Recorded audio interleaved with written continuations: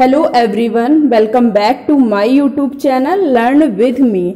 आप सभी लोग कैसे हैं? आई होप आप सभी लोग अच्छे होंगे और आने वाली परीक्षाओं की तैयारी कर रहे होंगे। मेरी तरफ से सभी एनएम बहनों को गुड मॉर्निंग। आप लोगों की पढ़ाई अच्छे तरीके से चल रही होगी। अगर आप लोगों ने मेरे चैनल को लाइक नहीं किया है तो लाइक कर दीजिए। जो भी बहनें एनएम की तैयारी कर रही हैं उनको ज़्यादा से ज़्यादा शेयर कर दीजिएगा और सब्सक्राइब कर लीजिए। मैं आज आप लोगों के लिए बहुत ही ज़्यादा इम्पॉर्टेंट क्वेश्चन की सीरीज़ लेके आई हूँ जो परीक्षा की दृष्टि से बहुत ही ज़्यादा यूज़फुल होने वाले हैं। तो देखते हैं क्वेश्चन नंबर 1। सार्वभौमिक टीकाकरण कार्यक्रम UIP कब आया? क्या पूछा गया है? सार्वभौमिक टीकाकरण कार्यक्रम UIP कब आया? ऑप्शन नंबर 1 1990 में, ऑप्शन नंबर 2 1972 में, ऑप्शन नंबर 3 1985 में, ऑप्शन नंबर 4 1992 में। तो इसका राइट आंसर क्या हो जाएगा? सार्वभौमिक टीकाकरण कार्यक्रम कब आया? तो 1978 में आया। कब आया? 1978 में। ऑप्शन नंबर 2 पर टिक कर लेंगे। अगर मैं पूछूं संशोधित सार्वभौमिक टीकाकरण कार्यक्रम, इसका संशोधित रूप कब आया? तो उसका क्या राइट आंसर हो जाएगा? सार्वभौमिक टीकाकरण का संशोधित कार्यक्रम कब आया? तो 1985 में आया। अगर मैं आप लोगों से पूछूं UIP की फुल फॉर्म क्या हो जाएगी, तब आप लोग इसका राइट आंसर क्या करेंगे? UIP की फुल फॉर्म क्या हो जाएगी? Universal immunization programme. क्या हो जाएगी? Universal immunization programme. सार्वभौमिक टीकाकरण कार्यक्रम कब आया?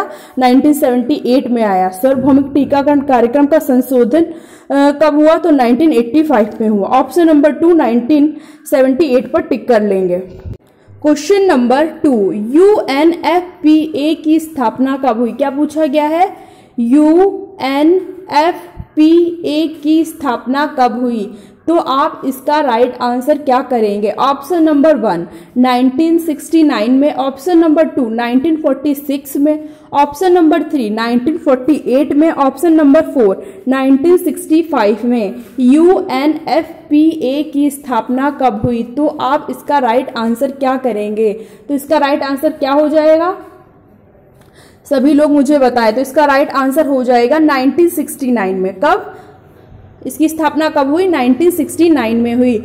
ऑप्शन नंबर 1 पे टिक कर देंगे। अगर मैं पूछूं UNFPA की फुल फॉर्म क्या हो जाएगी? UNFPA तो क्या हो जाएगी इसकी full form? United Nations population fund. क्या हो जाएगी? United Nations population fund. अगर मैं पूछूं इसका मुख्यालय कहाँ है? UNFPA का मुख्यालय कहाँ है? तब आप लोग क्या इसका राइट आंसर देंगे? कहाँ है इसका मुख्यालय? न्यूयॉर्क में है। कहाँ है? न्यूयॉर्क में है। इसकी स्थापना कब हुई? 1969 में हुई। इसकी फुल फॉर्म क्या है? यूनाइटेड नेशंस पॉपुलेशन फंड है। इसका मुख्यालय कहाँ है? न्यूयॉर्क में है।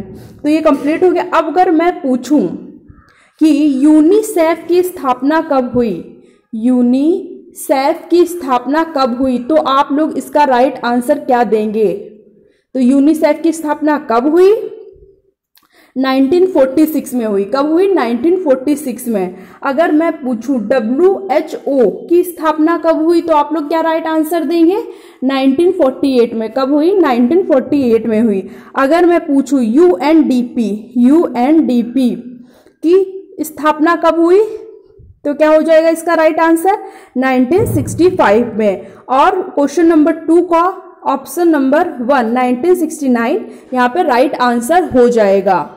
क्वेश्चन नंबर 3 HIV संक्रमण का पता लगाने के लिए कौन सी तकनीक अपनाई जाती है? क्या पूछा गया है? HIV संक्रमण का पता लगाने के लिए कौन सी तकनीक अपनाई जाती है?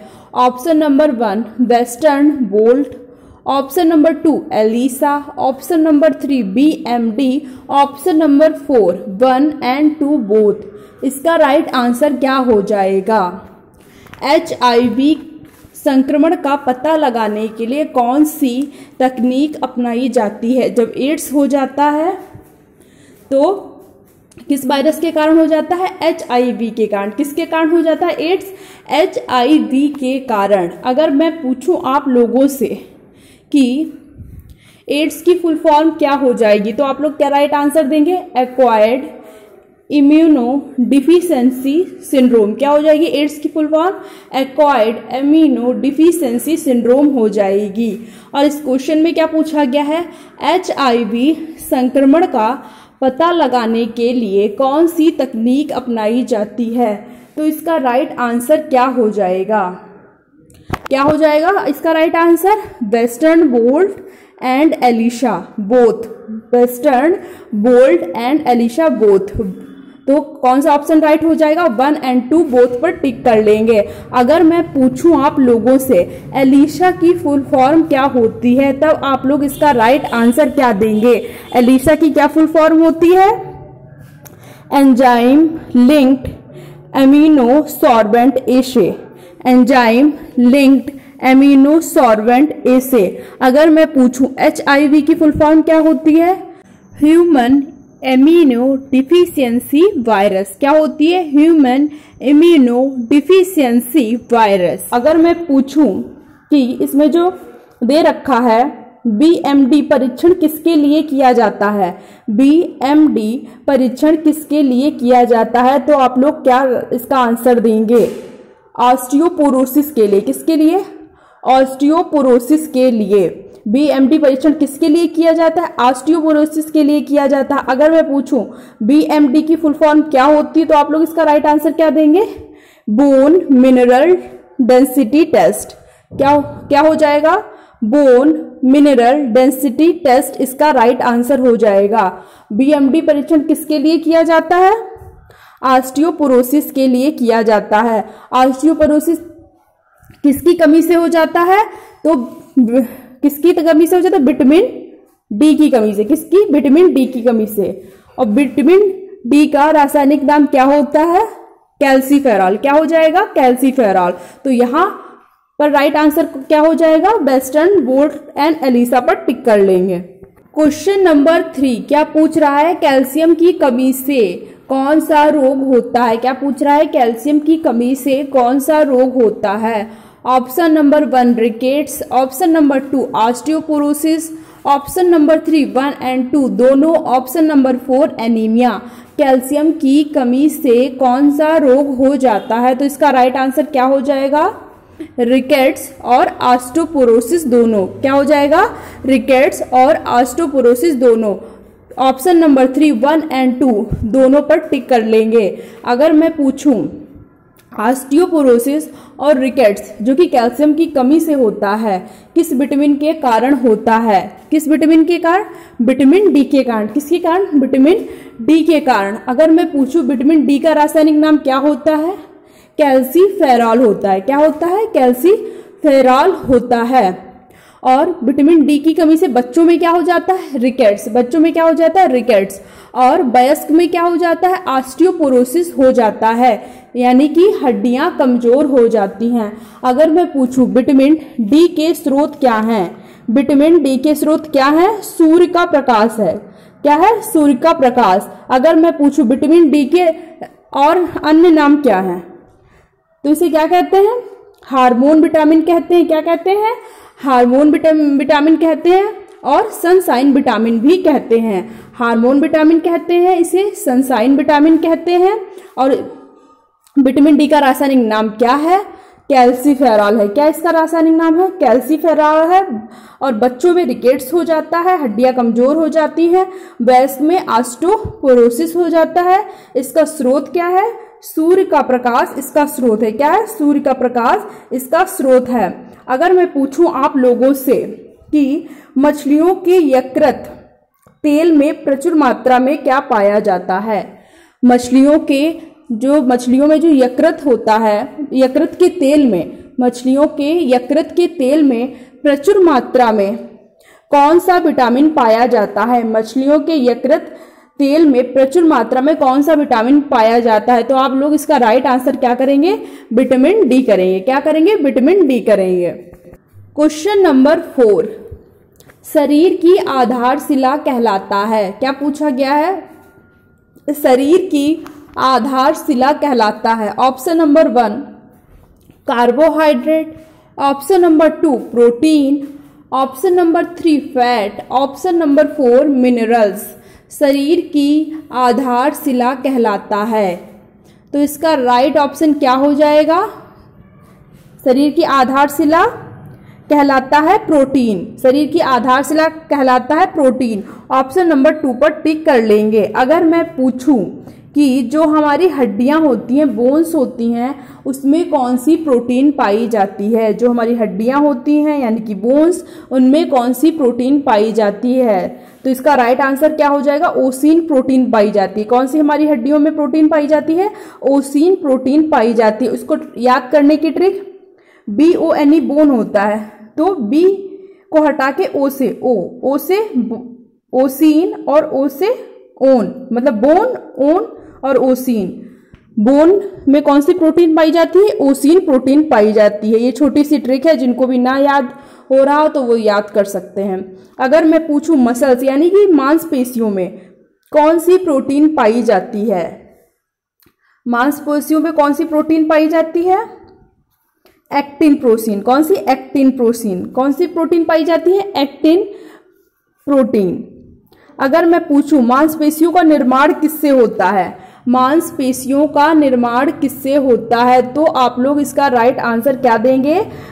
एक्टिन और मायोसिन से मसल्स यानी कि मांसपेशियों का निर्माण होता है। और मसल्स का यानी कि मांसपेशियों का लाल रंग किसके कारण होता है? तो मायोग्लोबिन के कारण। मांसपेशियों का लाल रंग मायोग्लोबिन के कारण होता है और इस मांसपेशियों का निर्माण मायोसिन और एक्टिन के कारण होता है। अब प्रोटीन कौन सी पाई जाती है मांसपेशियों में? तो एक्टिन प्रोटीन पाई जाती है। शरीर की आधारशिला क्या कहलाता है? तो प्रोटीन पर टिक कर लेंगे। क्वेश्चन नंबर 5 प्रदूषित भोजन और पानी से कौन सा रोग होता है? प्रदूषित भोजन और पानी से कौन सा रोग होता है? ऑप्शन नंबर 1 गलसुआ, ऑप्शन नंबर 2 पोलियो या जॉइंटिस, option number 3 plague, option number 4 pyorrhoea.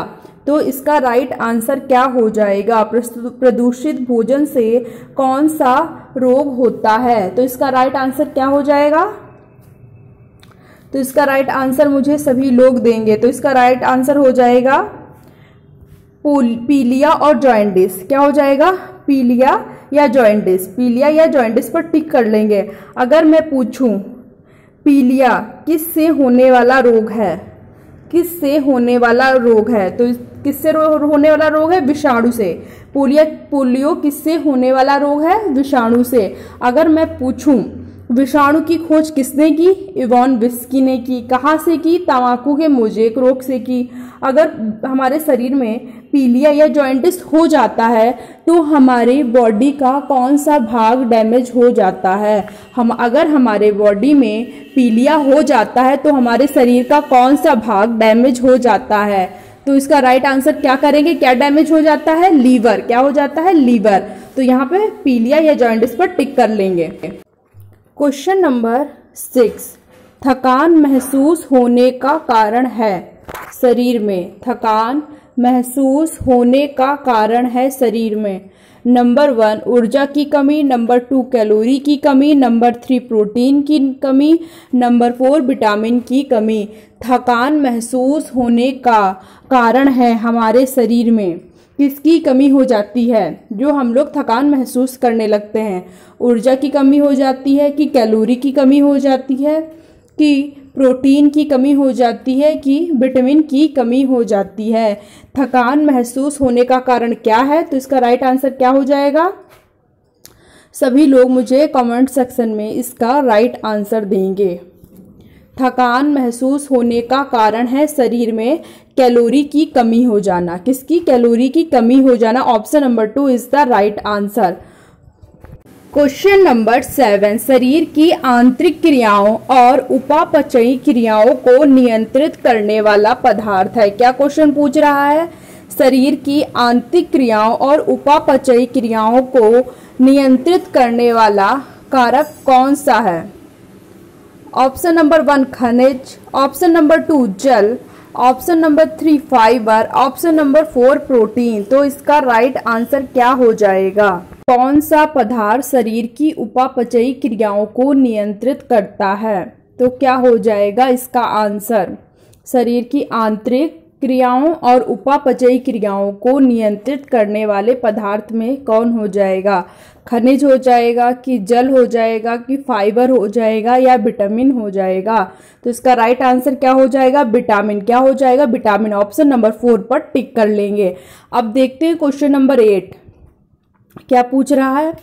रक्त में जल की मात्रा कितनी होती है? क्या पूछा गया है कि जो हमारा ब्लड होता है उसमें वाटर की मात्रा यानी कि परसेंटेज पूछा गया है। ब्लड में वाटर का परसेंटेज कितना होता है? ऑप्शन नंबर 1 90%, ऑप्शन नंबर 2 90 से 92%, ऑप्शन नंबर 3 22%, ऑप्शन नंबर 4 75%। रक्त में जल की मात्रा कितनी होती है? तो इसका राइट आंसर क्या हो जाएगा? तो इसका राइट आंसर हो जाएगा 90 से 92%। क्या हो जाएगा? 90 से 92%। ऑप्शन नंबर 2 पर टिक कर लेंगे। यहाँ पे इससे रिलेटेड 2-3 क्वेश्चन मैं और कराना चाहूँगी। अगर मैं पूछूं कि बोन में जल की मात्रा कितनी होती है, हड्डियों में जल की मात्रा का प्रतिशत कितना होता है? कितना हो जाएगा? 22%। कितना हो जाएगा? 22%। और ब्रेन में अगर मैं पूछूं कि ब्रेन में जल की मात्रा कितनी होती है, ब्रेन में जल की मात्रा कितनी होती है, तो क्या हो जाएगा इसका राइट आंसर? मस्तिष्क में जल की मात्रा का प्रतिशत कितना होता है? कितना हो जाएगा? 75%। कितना हो जाएगा? 75%। क्वेश्चन नंबर नेक्स्ट मतलब टीथ यानी कि दांतों में जल का प्रतिशत कितना होता है? दांतों में कितना प्रतिशत जल पाया जाता है? कितना प्रतिशत? तो 10% पाया जाता है। और पेशियों में जल की मात्रा कितनी होती है? पेशियों में जल का प्रतिशत कितना हो जाएगा? पेशियों में कितना हो जाएगा? 76%। एक बार फिर रिवीजन कर लेते हैं। रक्त में जल की मात्रा कितनी होती है? 90%। अगर पेपर में 90 से 92% में कोई भी आए तो लगा लेंगे, चाहे 90 आए तो 90 पे लगा लेंगे, 92 पे आए तो 92 पे। बोन में कितने परसेंट पाया जाता है? 22%। ब्रेन में 75%, टीथ में 10% और पेशियों में 76%।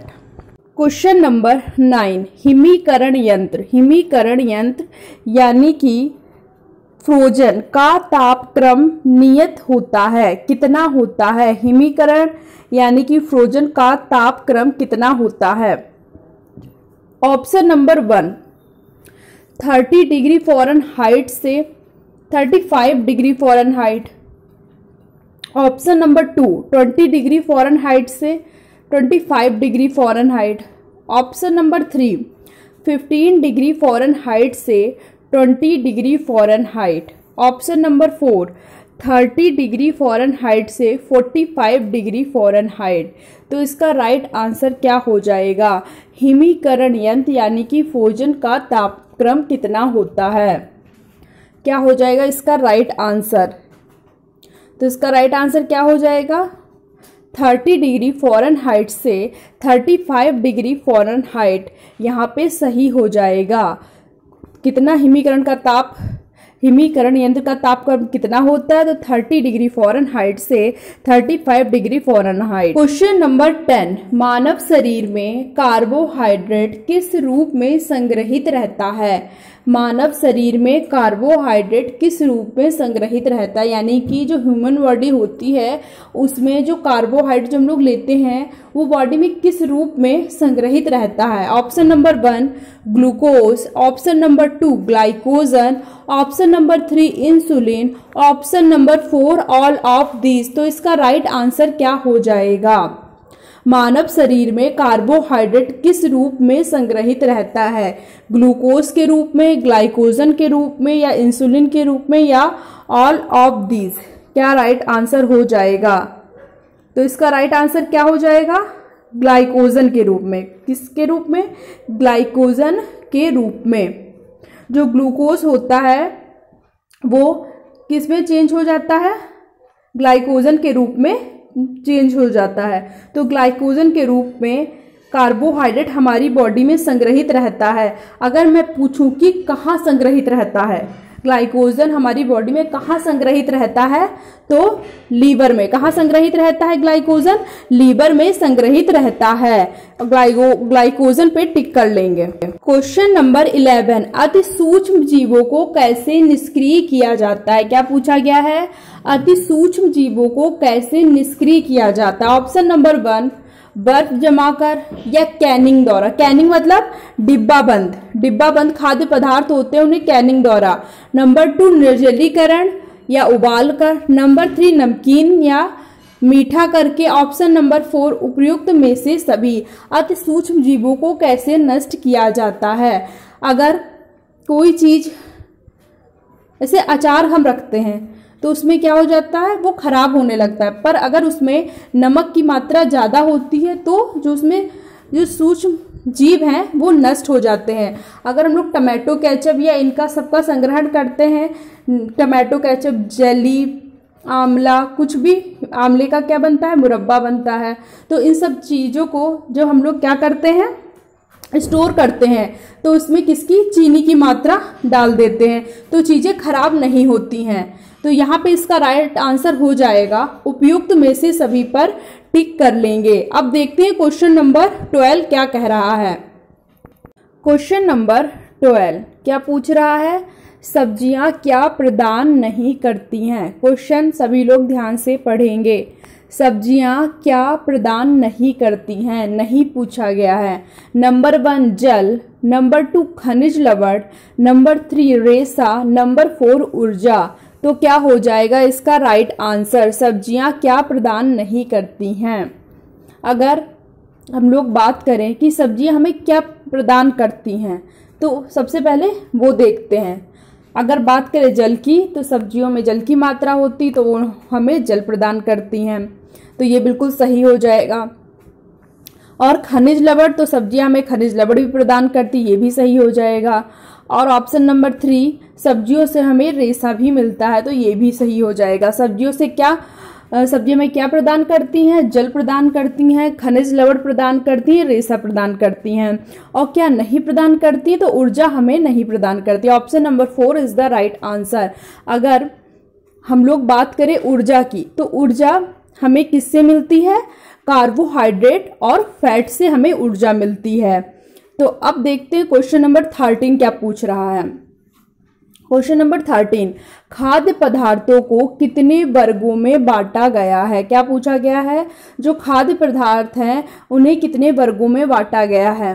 ऑप्शन देख लेते हैं। ऑप्शन नंबर 1 6 वर्गों में, ऑप्शन नंबर 2 4 वर्गों में, ऑप्शन नंबर 3 5 वर्गों में, ऑप्शन नंबर 4 8 वर्गों में। कितने वर्गों में खाद्य पदार्थों को बांटा गया है? कितने वर्गों में बांटा गया है? तो इसका राइट आंसर क्या हो जाएगा? क्या हो जाएगा? 5 वर्गों में बांटा गया। ऑप्शन नंबर 3 5 वर्गों में बांटा गया है। कौन कौन से वो वर्ग होते हैं? तो कौन कौन से हो जाएंगे वर्ग? बसा, नंबर 1 वसा, number 2 carbohydrate, number 3 protein, number 4 vitamin, number 5 खनिज। किस में बांटा गया है? 5 वर्गों में बांटा गया है। कौन कौन से हो जाएंगे? वसा, कार्बोहाइड्रेट, प्रोटीन, विटामिन और खनिज में बांटा गया है। अगर मैं पूछूं सबसे ज्यादा ऊर्जा कौन देता है, तो फैट सबसे ज्यादा ऊर्जा देता है। क्वेश्चन नंबर 14, धात्री महिला यानी कि लैक्टेटिंग लेडी को कितनी अधिक कैलोरी की आवश्यकता होती है? धात्री महिला यानी कि दूध पिलाने वाली माँ को कितनी अधिक कैलोरी की आवश्यकता होती है? Option number 1 300 calorie, option number 2 700, option number 3 200, option number 4 100। तो इसका राइट आंसर क्या हो जाएगा? दूध पिलाने वाली या लैक्टेटिंग मदर को कितनी अधिक कैलोरी की आवश्यकता होगी? 300, 700, 200, 100। तो इसका राइट आंसर क्या हो जाएगा?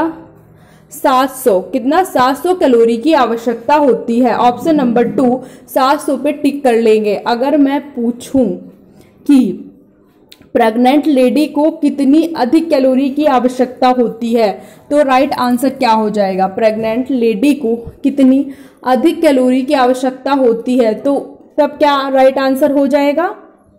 300। क्या हो जाएगा? 300 कैलोरी की आवश्यकता होती है प्रेग्नेंट लेडी को। लैक्टेटिंग लेडी को कितनी आवश्यकता होती है? 700। तो यहाँ पे राइट आंसर क्या हो जाएगा? 700 पे टिक कर लेंगे। अब देखते हैं question number 15। Question number 15, cancer या कर्क रोग का उपचार किया जाता है। क्या पूछा गया है? कैंसर या कर्क रोग का उपचार किया जाता है। Number 1 chemotherapy, number 2 biopsy, number 3 radiotherapy, number 4 all of these. Cancer को क्या कहते हैं? कर्क रोग भी कहते हैं। क्या कहते हैं? कर्क रोग भी कहते हैं। का उपचार किससे किया जाता है? Chemotherapy, biopsy, radiotherapy, all of these. तो इसका राइट आंसर क्या हो जाएगा? कीमोथेरेपी भी यहाँ पे बिल्कुल सही आंसर है, बायोप्सी भी सही आंसर है, रेडियोथेरेपी भी इसका राइट आंसर है। तो यहाँ पे हो जाएगा ऑल ऑफ दीज। अगर मैं पूछूं कि जब कैंसर हो जाता है, क्या हो जाता है? जब कैंसर हो जाता है तो उसके उपचार में कौन सा विटामिन सहायक होता है? जब कैंसर हो जाता है तो उसके उपचार में कौन सा विटामिन सहायक होता है? तो क्या आंसर हो जाएगा? कैंसर हो जाता है तो क्या होता है? अनियमित कोशिका वृद्धि होने लगती। क्या होती है? कोशिका वृद्धि, अनियमित कोशिका वृद्धि होने लगती है कैंसर में। तो उसके उपचार के लिए कौन सा विटामिन सहायक होता है? Vitamin B12। कौन सा? विटामिन B12 सहायक होता है। विटामिन B12 का रासायनिक नाम क्या है? कोबालामिन है। रोग कौन सा हो जाता है? एनीमिया। स्रोत क्या है? अंडा, दूध और मांस। विटामिन B12 कैंसर के उपचार में सहायक है और इसका आंसर हो जाएगा राइट। ऑल ऑफ दिस पर टिक कर लेंगे। क्वेश्चन नंबर 16 क्या कह रहा है? दिल का दौरा यानी कि हार्ट अटैक किस कारण से होता है? दिल का दौरा किस कारण से होता है? ऑप्शन नंबर 1 हृदय में रक्त की अधिक पूर्ति से, ऑप्शन नंबर 2 हृदय में रक्त की पूर्ति से, ऑप्शन नंबर 3 हृदय में रक्त की आपूर्ति की कमी, ऑप्शन नंबर 4 उपयुक्त में से सभी। तो इसका राइट आंसर क्या हो जाएगा? दिल का दौरा किस कारण से होता है? बहुत ही इजी क्वेश्चन है, सभी लोग इस आंसर को बहुत ही जल्दी कर लेंगे। तो इसका राइट आंसर क्या हो जाएगा? हृदय में रक्त की अधिक पूर्ति हो जाती है, या हृदय में रक्त की पूर्ति हो जाती है, या हृदय में रक्त की आपूर्ति। तो इसका राइट आंसर क्या हो जाएगा? तो इसका राइट आंसर हो जाएगा हृदय में रक्त की आपूर्ति की कमी। ऑप्शन नंबर 3 पर टिक कर लेंगे। क्वेश्चन नंबर 17 सर्वाधिक कैलोरी किसमें पाई जाती है? सर्वाधिक कैलोरी किसमें पाई जाती है? ऑप्शन नंबर 1 दूध में, ऑप्शन नंबर 2 मक्खन में, ऑप्शन नंबर 3 फलों में, ऑप्शन नंबर 4 सब्जियों में। सर्वाधिक कैलोरी किसमें पाई जाती है? क्या हो जाएगा इसका राइट आंसर? सर्वाधिक कैलोरी किसमें पाई जाती है? दूध में कि मक्खन में कि फल में कि सब्जियों में? तो इसका राइट आंसर क्या हो जाएगा? मक्खन में। किस क्या हो जाएगा? मक्खन। ऑप्शन नंबर 2 टिक कर लेंगे। अगर मैं पूछूं मक्खन में कैलोरी की मात्रा कितनी पाई जाती है? कितनी पाई जाती है? कैलोरी की मात्रा सर्वाधिक किसमें पाई जाती है? मक्खन में। अगर मैं पूछूं मक्खन में कितनी पाई जाती है, तब इसका क्या आंसर हो जाएगा? 729। कितनी पाई जाती है? 729 पाई जाती है। कितनी? 729। अगर मैं पूछूं मक्खन में कौन सा अम्ल पाया जाता है? मक्खन में कौन सा अम्ल पाया जाता है? ब्यूटारिक। क्या पाया जाता है? ब्यूटारिक अम्ल। क्या पाया जाता है? ब्यूटारिक अम्ल पाया जाता है। क्वेश्चन नंबर 18 किस ताप पर एंजाइम अधिक सक्रिय होते हैं? ऑप्शन नंबर 18 क्या पूछ रहा है, किस ताप पर एंजाइम अधिक सक्रिय होते हैं। Option number 1 20 degree Celsius, option number 2 40 degree Celsius, option number 3 30 degree Celsius, option number 4 38 degree Celsius. किस ताप पर एंजाइम अधिक सक्रिय होते हैं, तो इसका राइट आंसर क्या हो जाएगा। किस ताप पर एंजाइम अधिक सक्रिय होते हैं, क्या हो जाएगा इसका राइट आंसर, 40 डिग्री सेल्सियस पर एंजाइम अधिक सक्रिय होते हैं। Option number 2 40 degree Celsius is the right answer. Option number 2 पर टिक कर लेंगे। अब देखते हैं question number 19। Question number 19, one stop centre योजना किससे संबंधित है। क्या पूछा गया है, वन स्टॉप सेंटर योजना किससे संबंधित है। ऑप्शन नंबर 1 घरेलू हिंसा से पीड़ित महिलाओं के लिए, ऑप्शन नंबर 2 गर्भवती महिलाओं के लिए, ऑप्शन नंबर 3 महिलाओं की सुरक्षा से संबंधित है, ऑप्शन नंबर 4 इनमें से सभी। तो इसका राइट आंसर क्या हो जाएगा। वन स्टॉप सेंटर योजना किससे संबंधित है, घरेलू हिंसा से पीड़ित महिलाओं के लिए संबंधित होगी, कि गर्भवती महिलाओं के लिए संबंधित होगी, या महिलाओं की सुरक्षा से संबंधित होगी, या ऑप्शन नंबर 4 इनमें से सभी। तो इसका राइट आंसर हम कौन सा टिक लगा देंगे। तो ये किससे संबंधित हो जाएगी, महिलाओं की सुरक्षा से। किससे संबंधित हो जाएगी, महिलाओं की सुरक्षा से। ऑप्शन नंबर 3 महिलाओं की सुरक्षा से हम ऑप्शन नंबर 3 पर टिक कर देंगे। अगर मैं पूछूं कि ये जो योजना है वन स्टॉप सेंटर किस मंत्रालय द्वारा जारी की गई थी, तो किस मंत्रालय के द्वारा जारी की गई थी ये योजना, महिला एवं बाल विकास मंत्रालय के द्वारा जारी की गई थी। अगर मैं पूछूं कि ये योजना कब से स्टार्ट हुई, ये योजना वन स्टॉप सेंटर योजना को कब से शुरू किया गया, तो कब से शुरू किया गया, 1 अप्रैल 2015 से वन स्टॉप सेंटर योजना स्टार्ट की गई। और इस योजना को अन्य किस नाम से जानते हैं, इस योजना को अन्य किस नाम से जानते हैं, तो सखी योजना के नाम से भी जानते हैं। वन स्टॉप सेंटर योजना किससे संबंधित है, तो महिलाओं की सुरक्षा से संबंधित है। किस मंत्रालय द्वारा जारी की गई, महिला एवं बाल विकास मंत्रालय द्वारा जारी की गई। और ये कब से स्टार्ट हुई योजना, तो 1 अप्रैल 2015 से स्टार्ट हो गई। इस योजना के अन्य नाम क्या हैं, तो क्या इस योजना के अन्य नाम क्या हो जाएंगे, सखी योजना भी इसको कहते हैं। अब देखते हैं question next. Question number 19, AIDS का वायरस हमारे शरीर में क्या प्रभाव डालता है। क्या पूछा गया है, एड्स का वायरस हमारे शरीर पर क्या प्रभाव डालता है। ऑप्शन नंबर 1 पाचन तंत्र पर प्रभाव डालता है, ऑप्शन नंबर 2 मस्तिष्क पर प्रभाव डालता है, ऑप्शन नंबर 3 प्रतिरक्षा तंत्र को कमजोर कर देता है, ऑप्शन नंबर 4 इनमें से सभी।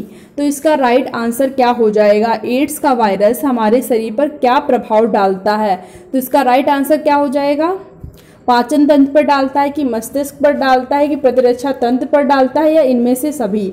तो इसका राइट आंसर क्या हो जाएगा, जब हमारे शरीर में एड्स हो जाता है तो प्रतिरक्षा तंत्र कमजोर हो जाता है। क्या हो जाता है, प्रतिरक्षा तंत्र कमजोर हो जाता है। ऑप्शन नंबर 3 पर टिक कर लेंगे। अगर मैं पूछूं एड्स का कौन सा वायरस WBC को नष्ट कर देता है, एड्स का कौन सा वायरस WBC को नष्ट कर देता है, तो एड्स का कौन सा, लिम्फोसाइट को, किसको नष्ट कर देता है, लिम्फोसाइट को नष्ट कर देता है। एड्स कैसे फैलता है, तो असुरक्षित यौन संबंध से, असंक्रमित सुई से और रक्तदान से। अगर किसी व्यक्ति को एड्स है और उसने रक्तदान किया है तो वो क्या हो जाएगा, दूसरे में ट्रांसफर हो जाएगा। अगर मैं पूछूं कि एड्स के लिए कौन सा परीक्षण किया जाता है, तो एलिसा परीक्षण, कौन सा, एलिसा परीक्षण किया जाता है। एड्स की फुल फॉर्म क्या होती है, acquired amino deficiency syndrome. AIDS किस वायरस के कारण फैलता है, HIV के कारण। कौन से, HIV वायरस के कारण फैलता है। अगर मैं पूछूं HIV की फुल फॉर्म क्या होती है, ह्यूमन इम्यूनो वायरस। क्या होती है, ह्यूमन इम्यूनो वायरस। अगर मैं पूछूं एड्स दिवस कब मनाया जाता है, एड्स दिवस कब मनाया जाता है, तो ये आप लोग मुझे होमवर्क में बताएंगे कि एड्स दिवस कब मनाया जाता है। मुझे कमेंट सेक्शन में सभी लोग इसका आंसर देंगे। बहुत से लोग देते नहीं हैं, तो सभी लोग मुझे इसका आंसर देंगे कि एड्स दिवस कब मनाया जाता है। और इसका राइट आंसर हो जाएगा ऑप्शन नंबर 3, प्रतिरक्षा तंत्र को कमजोर कर देता है। आप लोगों को ये मेरी 20 क्वेश्चन की सीरीज कैसी लगी लिख के जरूर बताइएगा। अगर आप लोगों को अच्छी तरीके से समझ में आया हो और जरा सा भी ये क्लास पसंद लगी हो तो मेरे चैनल को लाइक कर दीजिएगा। और जो भी बच्चे एनएम की तैयारी कर रहे हैं उनको जरूर से मेरा चैनल शेयर कर दीजिएगा और सब्सक्राइब कर दीजिएगा। मिलते हैं नेक्स्ट क्लास में, तब तक की थैंक्स फॉर वॉचिंग।